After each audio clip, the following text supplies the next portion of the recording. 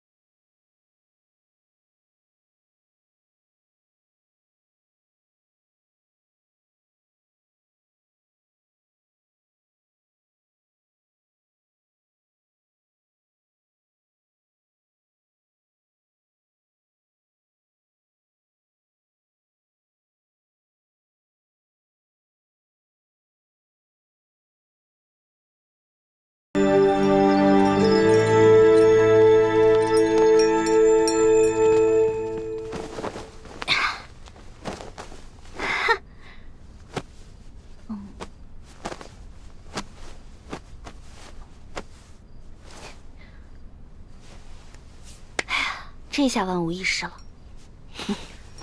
什么万无一失啊？皇上，没什么。皇上，您要是想安寝的话，我就下去，您躺在这龙床上，然后1个时辰以后，让李公公把我抬回储秀宫就行了。朕还不到2更天呢，朕还不想睡觉。说吧，今晚想吃一些什么？不瞒皇上说，昨天吃太撑了，结果今天积食1天，什么都吃不下。你要不要朕选个太医给你瞧瞧啊？不用了，宣太医又得吃药，我这从小到大吃药，我都害怕了。我看你这活蹦乱跳的，也不像有什么病症，为什么从小到大要吃药啊？我不有一个头疼的隐疾啊，这病起来吧，简直要人命。我爹呢，从小给我找了好多郎中，所有郎中都说无药可治，只有1个郎中说可以治，但是他说的是个偏方，而且这个药引实在太难弄了。什么药引这么难找？你告诉朕，朕给你找。谢谢皇上，还是算了吧。算什么算？快说。这个药引就是龙珠。龙珠？什么是龙珠啊？就是皇上的眼泪啊，是您的眼泪啊。不过您是皇上，您是天子，您怎么可能为我流泪呢？那这就有点难办了。说实话，朕从小长大，除了8岁的时候，父母双亲薨逝以外，还从来没有掉过眼泪呢。没事儿，这只是个传说，奴婢都不放在心上，皇上就更不用当真了。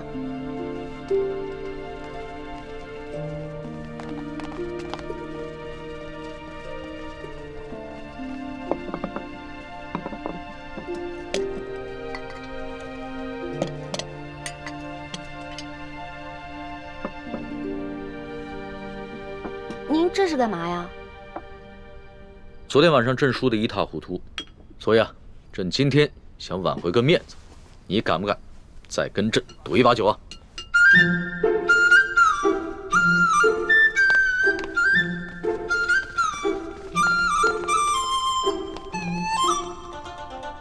可以啊，不过到时候皇上输了可别赖账啊。你放心吧，朕虽然有色心啊，但是更有毒品。干嘛？朕都愿赌服输了，你还想赖账啊？有鬼！什么鬼？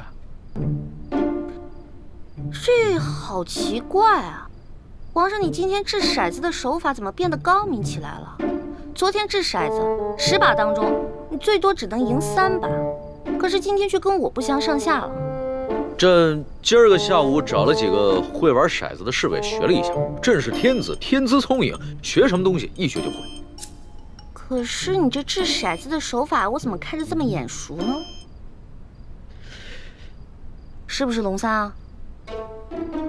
果真是他，他居然把我传授给他的独家秘籍传授给皇上了。哎，你不要怪龙三了，你虽然是龙三的老大，但朕可是龙三的主子。朕要是问他什么，他就必须得据实回答，这让他做什么，他也得如实做。皇上，龙三可是个老实人，您可千万别欺负他。你这么关心他？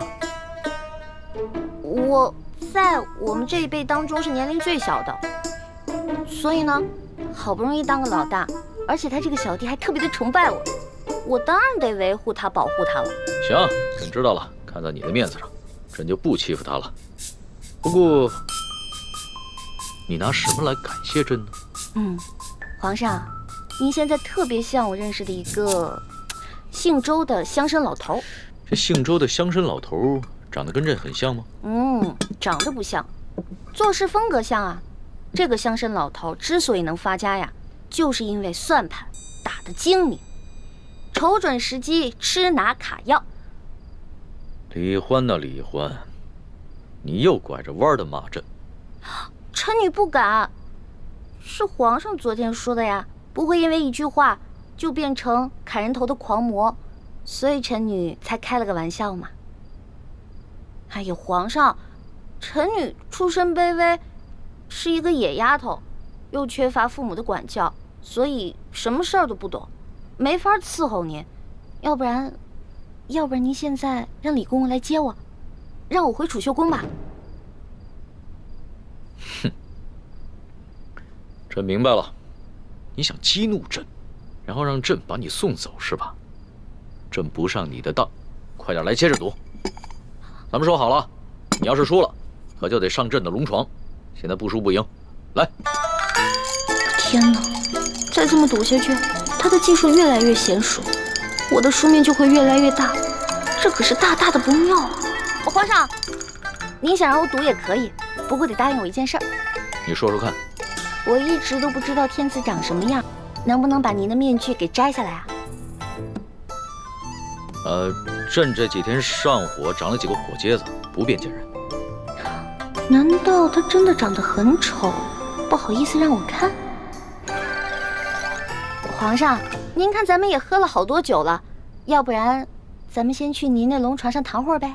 上朕的龙床？你就不怕朕占你便宜啊？不怕呀，皇上一言九鼎，肯定说话算数嘛。那可不一定啊。朕虽然是天子，但是朕也是个男人。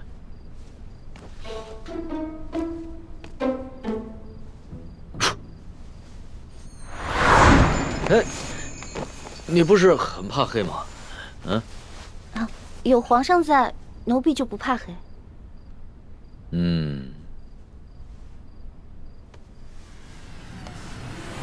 不对，有鬼。哪儿来的鬼啊？你不是一向很害怕朕的亲近吗？啊，朕知道了，你一定是想出了什么新招来对付朕，对吧？哪有啊，皇上，我怎么闻到这屋里有一股香味儿啊？香味儿？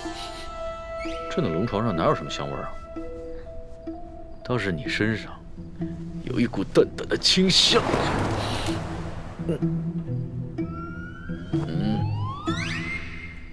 皇上，皇上，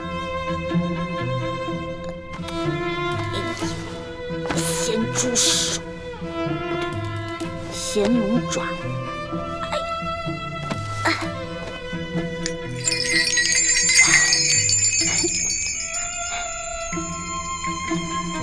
不对啊，我这么着急拉铃干嘛？先看一看这小皇帝长什么样，一直戴着面具，得多丑啊！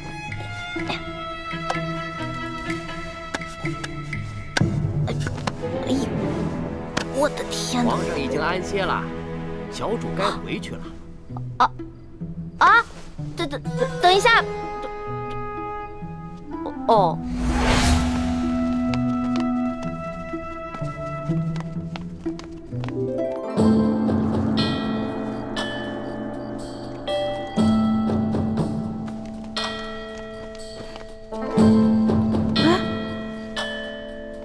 我的衣服和丝巾呢？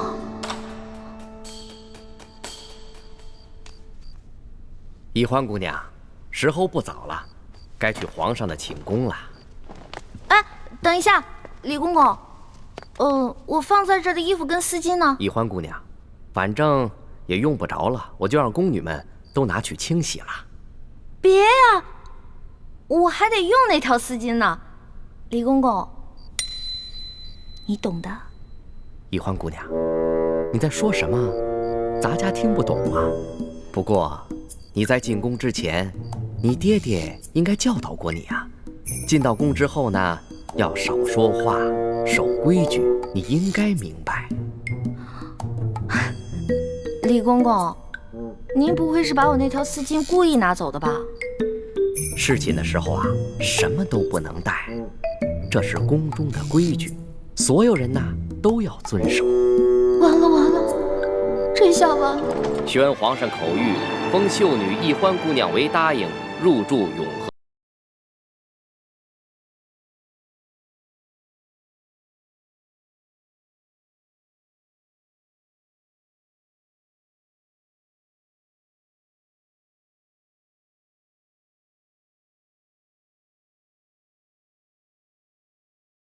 就封了个品阶最小的答应，答应就答应吧，反正对我来说都一样。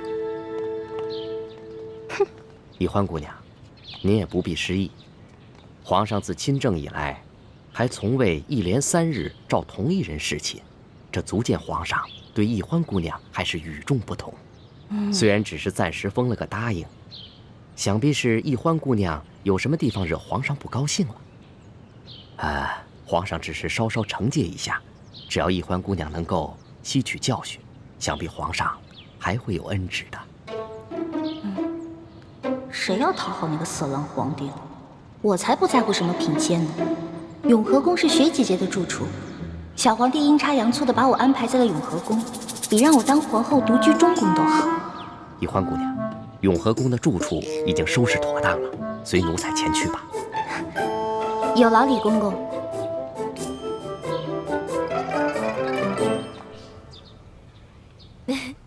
真想不到，皇上正巧把你安排在永和宫，这下咱们姐妹俩可以日夜相伴，互相照应了。就是啊，我本来特别讨厌那个小皇帝，结果他这么安排吧，我现在都不讨厌他了，又开始任性了。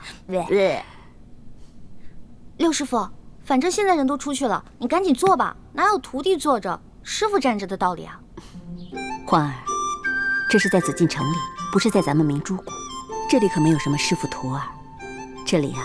只有这厉贵人、欢答应和雪嬷嬷，只要记着这一点，你的言行才不会露出破绽。记住，要尽快适应这宫中的生活，谨言慎行，一切以完成任务为重。徒儿记住了。看你还在自称是徒儿，这要是被宫外人看见，宫里人知道了，你会惹出大麻烦的。哎呀，嬷嬷放心，欢答应啊，只是还没有适应她的新身份，我会慢慢教导她的。谢谢厉贵人啦。哎，说真格的，这清宫规矩要正3品以上才有资格做一宫之主，入住正殿。眼下我还只是个正7品的贵人，所以只能住嫔殿。不过啊，好在这个永和宫就只有我一个小主，省去了和其他嫔妃混住的许多麻烦。这也算是皇上对你我的优待了。不过徐姐姐，都说伴君如伴虎，你在宫里陪着皇上，是不是特别辛苦啊？